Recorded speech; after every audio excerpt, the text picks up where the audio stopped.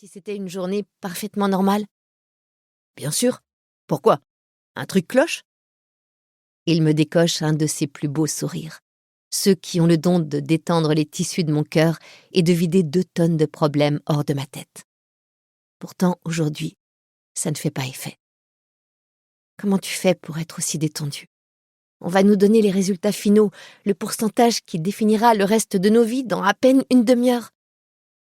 T'imagines s'il était négatif? Il ne le sera pas, me coupe-t-il en passant son bras autour de mes épaules. Sors-toi ça de ta jolie tête et arrête d'imaginer le pire. On est ensemble depuis nos 16 ans, Elliot. On s'est toujours aimés comme des dingues. Pourquoi est-ce qu'on ne serait pas compatibles, hein? Parce que c'est ce que nous a dit le test père de nos 18 ans, peut-être. En 3 ans, je suis sûre qu'on a pu augmenter notre compatibilité pour dépasser la foutue barre des 50%.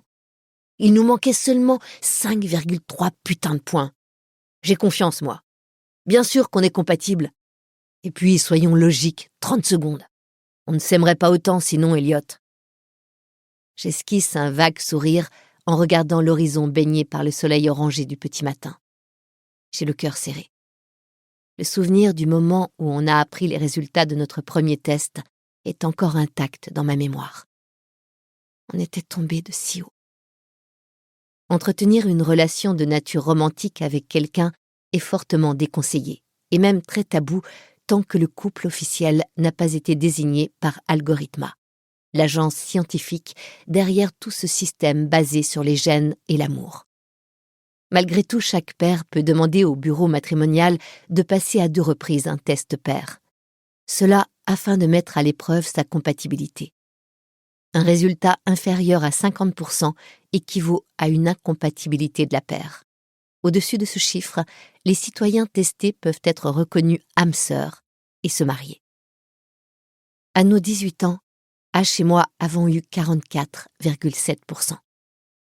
Il faut croire que s'aimer profondément n'est pas un critère de compatibilité. Ce jour-là, on est resté toute la journée roulé en boule sur mon lit à écouter de la musique. On a fixé le plafond et changé de playlist à chaque nouvelle crise de larmes.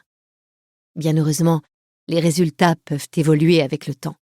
En quelques années, le pourcentage est susceptible de varier d'une quinzaine de points selon notre état psychologique. On peut alors espérer qu'au test pair ultime, à 21 ans, juste avant le mariage de majorité, notre compatibilité soit supérieure à 50%. Ainsi, on se présenterait devant le marieur avec le test positif et 2 anneaux, avant même qu'Algorithma nous propose un lot d'âmes sœurs éventuelles. La plupart des pères